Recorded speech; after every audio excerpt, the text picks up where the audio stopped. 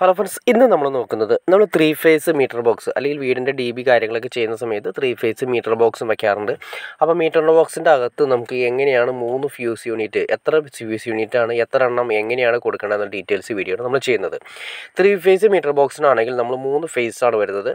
R Y B എന്ന് പറയുന്ന 3 phase. 3 phaseനും സെപ്പറേറ്റ് മീറ്റർ ഫ്യൂസ് യൂണിറ്റ് ആണ് കൊടുക്കേണ്ടത്. പിന്നെ വരുന്നത് ന്യൂട്രലിന് വേണ്ടിയിട്ട് സെപ്പറേറ്റ് ന്യൂട്രൽ ലിങ്ക്.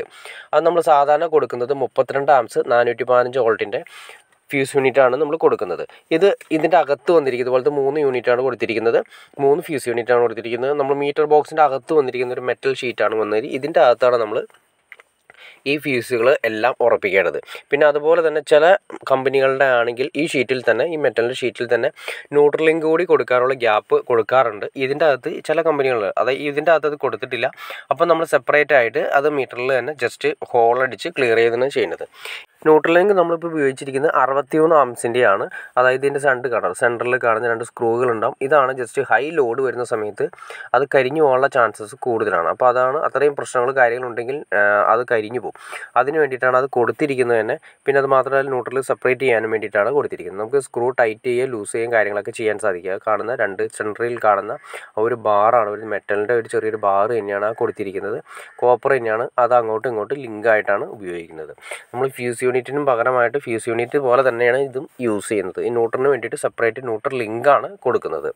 അപ്പോൾ നമ്മൾ പറഞ്ഞ പോലെ തന്നെ 3 ഫ്യൂസ് യൂണിറ്റ് നമ്മൾ ഇതുപോലെ തന്നെ മെറ്റൽ ഷീറ്റിൽ കറക്റ്റായിട്ട് ഉറപ്പിച്ചതിന് ശേഷമാണ് നമ്മൾ മീറ്ററിലേക്ക് കറക്റ്റ് ചെയ്ത് കൊടുക്കുന്നത്. മീറ്റർ ബോക്സിൻ്റെ അകത്തേക്ക് കറക്റ്റ് ചെയ്ത് കൊടുക്കുന്നത്. അത് സെപ്പറേറ്റ് ഷീറ്റിലാണ് വരുന്നത്.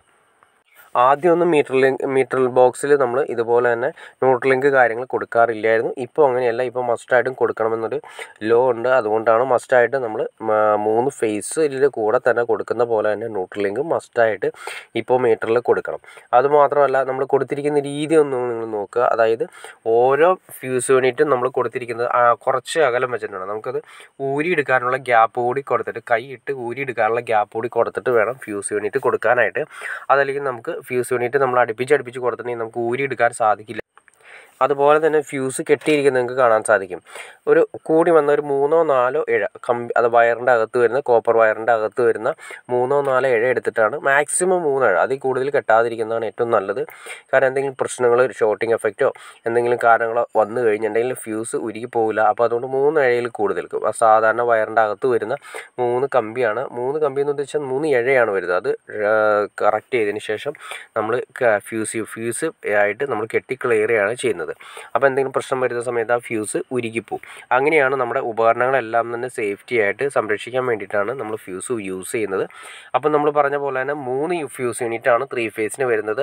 R Y B എന്ന് പറയുന്ന 3 ഫ്യൂസ് യൂണിറ്റ്. പിന്നെ അതുപോലെ തന്നെ ന്യൂട്രൽ ലിങ്ക് കൂടി വരുന്നുണ്ട്. ഇത്രയാണ് നമ്മൾ മീറ്റർ ബോക്സിൻ്റെ അകത്ത് കൊടുക്കുന്ന ഫ്യൂസും അതുപോലെ തന്നെ ന്യൂട്രൽ ലിങ്കും വരുന്നത്. ഓക്കെ ഫ്രണ്ട്സ്, അപ്പോൾ നിങ്ങൾക്ക് മീറ്റർ ബോക്സിൽ കൊടുക്കുന്ന ഫ്യൂസ് യൂണിറ്റ് ഏതാണെന്നും എങ്ങനെ കൊടുക്കണമെന്നും എത്ര ഗ്യാപ്പ് ഇട്ടിട്ട് കൊടുക്കണമെന്നും ന്യൂട്രൽ ലിങ്ക് കാര്യങ്ങളൊക്കെ എങ്ങനെ കൊടുക്കണമെന്ന് ഏകദേശം നിങ്ങൾക്കൊരു ഐഡിയ കിട്ടിക്കാണെന്ന് വിചാരിക്കുന്നു. ഇനി എന്തെങ്കിലും ഡൗട്ട്സോ കാര്യങ്ങളോ ഉണ്ടെങ്കിൽ തീർച്ചയായിട്ടും കമൻറ്റ് ചെയ്യാനും മടിക്കരുത്, ഷെയർ ചെയ്യാനും മടിക്കരുത്, സബ്സ്ക്രൈബ് ചെയ്യാനും മടിക്കരുത്. ഓക്കെ ഫ്രണ്ട്സ്, അടുത്ത വീഡിയോയിൽ കാണുന്നവരെ okay.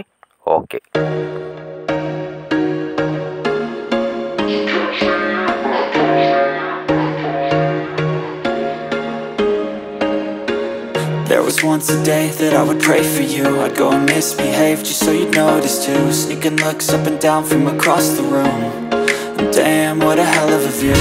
I feel good, you look great, I like you, I can't wait. A first time,